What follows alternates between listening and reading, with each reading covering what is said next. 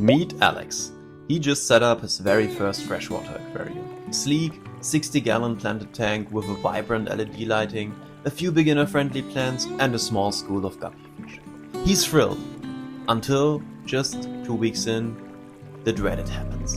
An algae bloom, green fuzz on the rocks, brown film on the glass, and hair algae smothering his plants. Confused and frustrated, Alex goes to his local pet store for help. The employee gives him a familiar piece of advice. You just need some algae fix. Kills algae quick. Totally safe for fish and plants. Sounds like an easy fix, but is it really? The truth is, many algae control chemicals do more than just kill algae. Let's break down the most common types and what they are really doing in your tank. Number 1. Polyquaternium compounds. For instance, WSCP.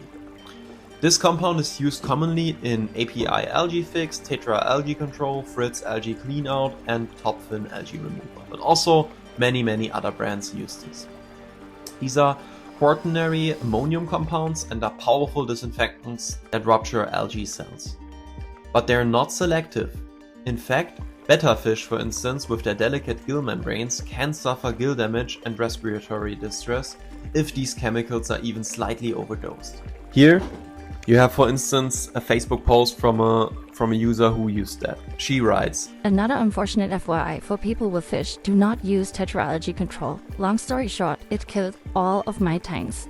You can read the full story if you just pause this video. I think it makes it pretty clear. The next one is glutaraldehyde. Glutaraldehyde cross-links proteins and essentially preserves and kills anything in its path. This chemical may kill algae, but it will also kill a lot of plants and burn and severely irritate your fish gills. One common casualty, Java fern. It's one of the first to melt when exposed to glutaraldehyde overuse. Here's also a screenshot from a user who writes, Help!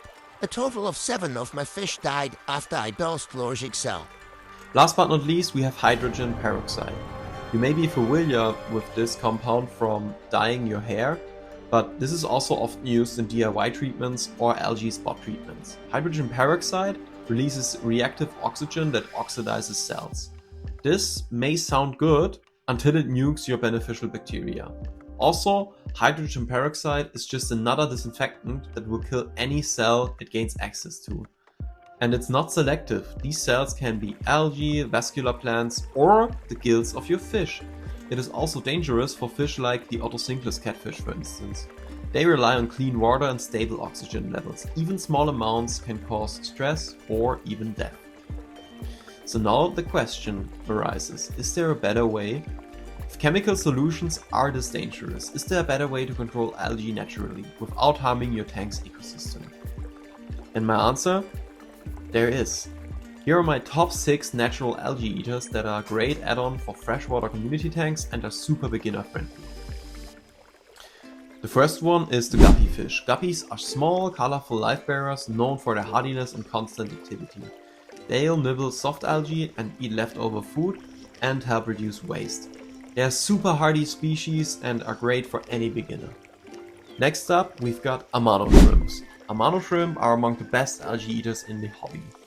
They are large, peaceful, tireless grazers, and they clear hair algae and diatoms from rocks and plants.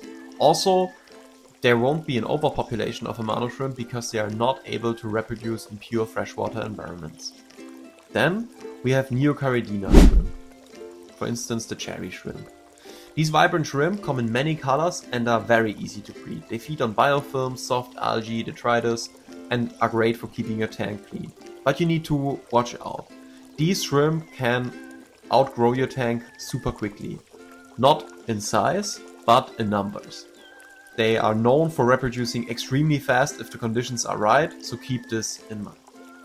Also, we have bladder snails. They are often seen as pests, but bladder snails are actually great scavengers. They often eat soft algae and help break down organic waste before it rots. Also, we have Ramshorn snails, for instance Gordon Ramsay, the Ramshorn snail in this video here. With their distinctive spiral shells, Ramshorns are effective cleaners. They graze constantly on algae and uneaten food, just to be careful not to overfeed or they'll multiply fast. even faster than bladder snails and Neocaridina shrimp sometimes. And then we have Otocinlcus catfish. Otos are small, peaceful algae eaters that stick to glass, leaves and driftwood. They're sensitive and need stable, clean tanks, but they reward you with great algae control. I just added 5 of them in my most recent video. If you want, you can click on the top right and watch it now. Also, there's a lot of plants that prevent algae from growing, or at least reduce the speed with which algae grow. They are sort of natural competitors for algae. For instance, and this is probably the fastest growing one in my list, I have duckweed. Duckweed is a floating plant that multiplies rapidly and consumes large amounts of nutrients, but it also shades the tank. It reduces light for algae and helps maintain your balance. But it also reduces light for any other plant that grows in your tank. So maybe if you have a lot of duckweed, you may have to remove it from time to time, maybe every other week from your tank. But it really helps to keep algae in control in a very fast way, although it's a natural solution.